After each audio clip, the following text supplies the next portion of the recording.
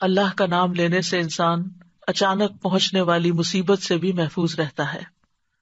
عثمان بن عفان کہتے ہیں، میں نے رسول اللہ صلی اللہ علیہ وسلم سے سنا، آپ فرماتے تھے، جس نے شام کو 3 بار یہ دعا پڑھ لی اسے صبح تک کوئی اچانک مصیبت نہیں آئے گی، کوئی اچانک مصیبت نہیں آئے گی۔ یعنی اس کا مطلب نہیں کہ دوسری آ جائے گی، یعنی ایک دم کسی قسم کی پریشانی اس کو لاحق نہیں ہوگی۔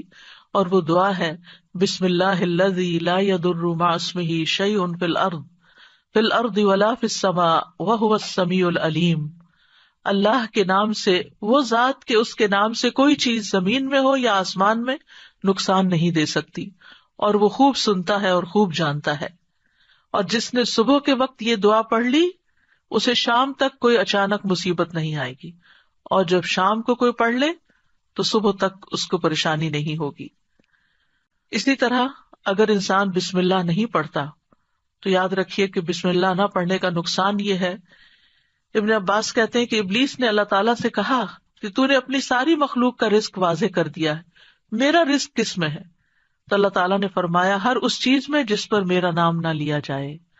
تو گویا جس چیز پر ہم اللہ کا نام نہیں لیتے وہ رزق پھر شیطان کے حصے میں چلا جاتا ہے، گویا ہم اپنے دشمن ہی کو فیڈ کرتے ہیں۔ قیامت کے دن بھی اللہ کے نام سے وزنی کوئی چیز نہ ہوگی۔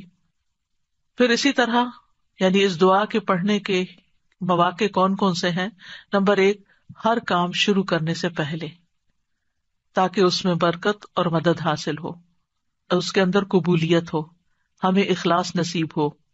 پھر خاص طور پر کھانا کھانے سے پہلے، حضرت عائشہ کہتی ہیں کہ رسول اللہ صلی اللہ علیہ وسلم نے فرمایا، جب تم میں سے کوئی کھانا کھانے لگے تو چاہیے کہ اللہ تعالیٰ کا نام لے، پھر اگر شروع میں اللہ تعالیٰ کا نام لینا بھول جائے تو چاہیے کہ یوں کہے، بسم اللہ اولہ و آخرہ، اللہ کے نام سے اس کھانے کے شروع میں اور آخر میں بھی۔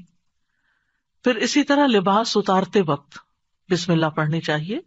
انس رضی اللہ عنہ سے روایت ہے کہ نبی صلی اللہ علیہ وسلم نے فرمایا، جنوں کی آنکھوں اور بنی آدم کی شرمگاہوں کا پردہ یہ ہے کہ جب ان میں سے کوئی اپنے کپڑے اتارے تو بسم اللہ پڑھ لے، یعنی اتارنے سے پہلے پڑھ لے، تو جن اور شیاطین کی نظر نہیں لگتی۔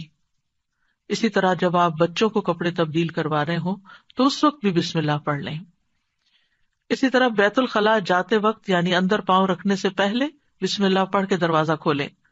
حضرت علی رضی اللہ عنہ روایت کرتے ہیں، کہتے ہیں کہ رسول اللہ صلی اللہ علیہ وسلم نے فرمایا، جنوں کی آنکھوں اور بنی آدم کی شرمگاہوں کا پردہ یہ ہے کہ جب ان میں سے کوئی بیت الخلاء جائے تو بسم اللہ پڑھ لے، کیونکہ جب انسان ننگا ہوتا ہے تو حفاظت کے فرشتے اس سے دور چلے جاتے ہیں۔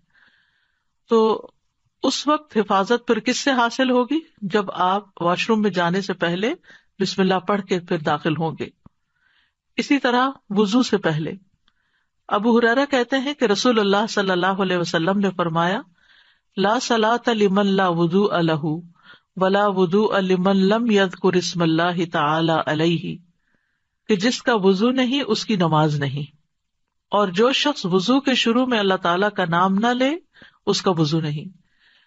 اب یہاں پر بعض لوگوں کو یہ پریشانی ہوتی ہے کہ ہم واش روم میں کھڑے ہوتے ہیں، وہیں سنک ہے، وہیں کموڈ ہے، تو پھر ہم بسم اللہ کس طرح پڑھیں؟ اس کے ایک تو یہ ہے کہ جب آپ وضو کی نیت سے جا رہے ہیں تو اندر داخل ہونے سے پہلے ہی پڑھ لیں اور جا کے ٹیپ کھول لیں اور اپنا وضو شروع کر دیں۔ دوسرا یہ ہے کہ آپ دل میں پڑھ لیں، لیکن اگر کوئی بھول گیا ہے تو جس وقت یاد آئے، یعنی وضو کے دوران اس وقت بھی پڑھ سکتا ہے۔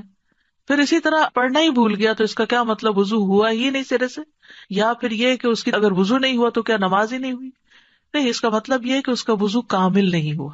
یہاں علماء نے اس کا مطلب یہ کیا ہے کہ اس کے وضو میں نقص رہ گیا، وضو ہو جائے گا، نماز ہو جائے گی، لیکن وہ جو برکت حاصل ہونی تھی یا زیادہ ثواب ملنا تھا اس سے انسان محروم ہو جاتا ہے۔